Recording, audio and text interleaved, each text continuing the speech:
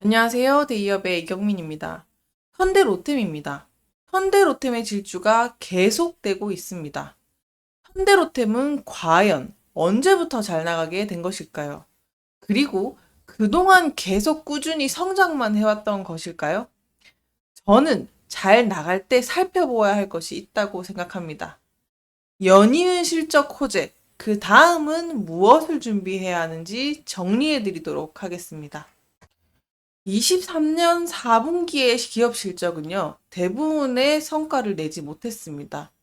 그렇지만 일부 업종과 기업은 예상치를 크게 웃도는 실적을 냈었는데요. 그것은 바로 반도체, 방산입니다. 우선 K방산이라고 하면요, 가장 큰 틀에서 생각해 볼 수 있는 게 있죠.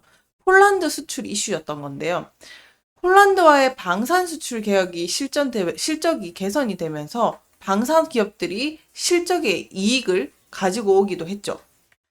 그러면서 최근 몇 년 동안 한국의 방산 산업이 해외 시장에서 강력한 성과를 내게 되면서 특히나 동유럽 국가들과의 계약을 큰 영향을 받게 됩니다. 이 같은 해외 진출은요, 우리나라 정부의 방산 투자도 확대가 영향이 있었었는데요. 많은 국가들이 국방 예산을 또 증가시키기도 했고요. 방산 부분에 대한 수요가 또 늘어나기도 했었습니다. 그러면서 우리나라 또한, 우리 정부 또한 산업의 경쟁력을 강화하기 위해서 지원 정책을 추진해 왔고, 그 결과 국방비 지출 예산도 늘어나게 되었습니다.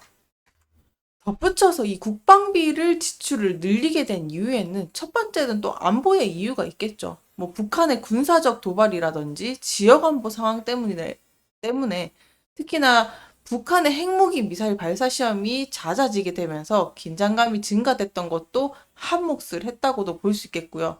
그리고 우리나라의 최신 기술 업데이트를 위해서 무기 체계랑 방어 시스템을 도입을 해서 또 현대화했다는 그 일환도 있을 것 같습니다. 따라서 한국은요, 국제사회의 협력을 위해서 예산 증액을 하게 되었습니다.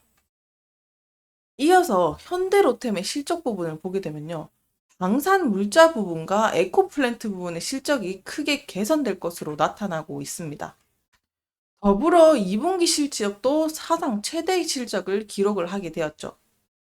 그리고 현대로템 하면 이 방산인 메인인 만큼 폴란드 수출과 루마니아 수출에 대한 이슈를 빼놓을 수 없는데요.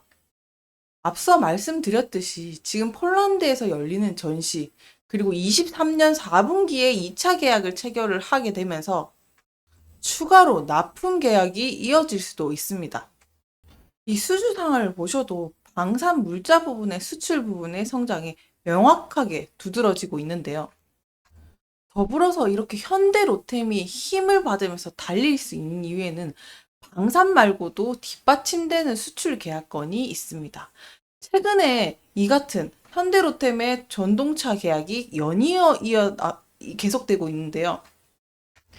보시는 것처럼 최근에 있었던 계약 건수들을 보시게 되면 미국에서 전동차의 추가 공급이 이어졌고, 두 번째로는 한국철도공사의 납품 계약이 있습니다. 그리고 그 다음 볼 수 있는 게 전차 외주 정비 사업에 대한 계약건, 다시 또 연이어 보시게 된 게 또 도시철도에 대한 계약 공급입니다. 국내뿐만 아니라 국외까지 전차 수출과 정비 사업 추가 계약을 이어내고 있는 모습을 보실 수 있겠습니다. 그래서 현재 시점에서 현대로템은요, 수출 지역의 확장도 있을 뿐더러 메인인 방산이 폴란드와 루마니아의 수출 계약이 가시화되고 있는 상황과 또 최근 연달아 이어졌던 국내 국외의 전동차 계약이 추가 공급으로 계속 이어지게 되면서 힘을 닫고 있는 상황인데요. 그러면 지금 한창 이렇게 잘 나가고 있는 현대로템은 계속 처음부터 잘 나가고 있었던 것일까요? 다음과 같은 기사를 보시게 되면요, 참 아이러니합니다. 현대로템이 어쩌다 내놓은 자식이 됐을까라는 기사인데요. 이게 불과 5년 전, 4년 전의 기사입니다. 갑자기 잘 나가고 있는데 왜 찬물 뿌리듯이 이런 기사를 가져왔을까라고도 생각이 들지만 기업이 한창 잘 나가고 있을 때 과거에 어땠었는데 지금 어떻게 변모해 왔는지 그리고 지금 어디쯤 와 있는지를 살펴보기 위해서는 과거부터 살펴봐야 된다고 생각을 하는데요. 보시는 것처럼 현대로템의 주가는 20년 전후 기점으로 또 보실 수 있을 것 같습니다.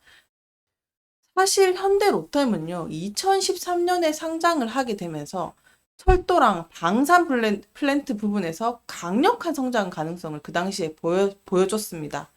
그래서 철도 시장에서도 독점적인 지위를 가지고 있었고, 플랜트 부분에서도 긍정적인 전망을 했었던 게 시장의 반응이었었는데요. 그래서 상장 이후의 주가는 계속 떨어지기 시작합니다. 이 이유는요, 어닝 쇼크를 매년 경험을 하게 되면서 부채 비율이 급격하게 증가가 되면서 주가의 하락을 멈출 수 없는 흐름으로 계속 이어지게 되었다라고도 보실 수 있겠는데요.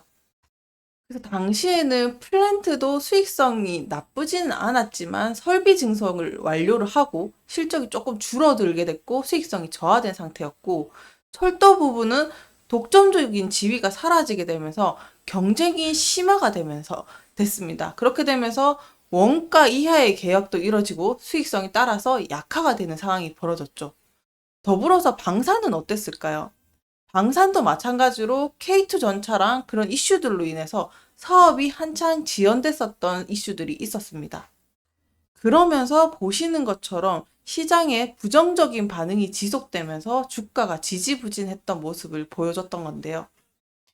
그래서 저는 이 지지부진했던 과거를 통해서 불과 몇 년 전이니까 이 호황도 언제까지 어떻게 진행될지 모르니 잘 나갈 때 불황을 또 준비해야 된다고 생각을 합니다. 사실 지금요, 우리 글로벌 반응 상황을 보게 되면요. 일단은 유럽 같은 경우는 자국 방산 시장에 대한 강화가 이어지면서 항공 무기가 또 위협을 받고 있는 상황이죠. 그렇게 되면서 유럽연합 내에서 유럽산 무기 채택 비율을 또 높이려는 움직임을 첫 번째로 보이고 있고요. 그리고 한국 방산 성공이 또 미국과 유럽 무기 제조사들에게는 경쟁 위협으로 작용을 하고 있는 상황이다라고도 볼 수 있겠습니다. 어떻게 보면은 또 잘 나가고 있는데 그만큼 견제를 받고 있는 상황이다라고도 볼 수 있겠죠. 그리고 우리나라 방산 시장이 성장했던 요인을 잠깐 살펴봐야 될 것 같은데요. 우리나라는요, 북한과 뗄래야 뗄 수 없는 관계죠. 그러다 보니까 실전적이고 첨단 기술을 항상 필요로 했습니다. 그래서 민간 기술의 발전이 이어지고 방산 기술의 절감 비용까지 이뤄진 산업이 된 건데요. 그래서 규모의 경제를 이룰 수 있게 됐습니다. 대규모 병력을 보유한 덕분에 대량 생산이랑 납기가 자리가 잡혔고, 그러면 가격 경쟁력까지 이어지게 된 건데요.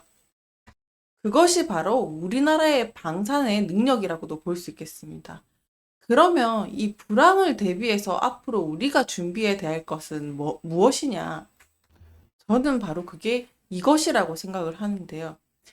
AI와 드론을 활용해서 방산 제품을 개발해서 미래 전쟁에 대비를 할 필요가 있다는 거죠. 그래서 현대 롯데는요, 지금 AI랑 무인화 기술을 통해서 차량 운용체계랑 무인 차량을 지금 개발 중입니다. 그래서 유인 무인 전차를 개발해서 정보통신 기술을 개발을 하고 있고요. 또 수소 모빌리티도 준비를 하고 있는데요. 수소 연료 존지를 탑재한 전차랑 차륜형 장갑차를 상용화할 계획입니다. 이렇게 되면 또 자율주행으로 또 이어질 수 있을 것 같은데요. 수소 기술을 그룹 내 시너지, 현대차랑 협력을 하게 되면서 수소 연료 전지 사업을 또 확장해 나갈 수 있겠죠. 현대로템은요, 지금 K2 전차 수출 확대에 이어서 방산 부분에서도 실적 개선을 이어가고 있고, 또 풍부한 현금도 보유하게 되면서 지금 미래 가치에 투자를 하고 있습니다.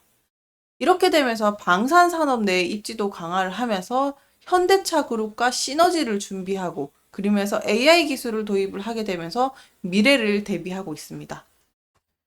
실적과 함께 연이은 기대감, 그리고 계약 이슈로 인해서 모멘텀을 받고 있는 현대로템. 앞으로 전고점을 다시 한번 돌파하게 될지 여부는 추가적인 이슈가 다시 한번 더 동력을 받게 될 텐데요. 현대로템의 새로운 가능성과 계약 이슈들이 있다면 또 발빠르게 정리해서 준비해 드리도록 하겠습니다. 오늘도 시청해 주셔서 감사합니다.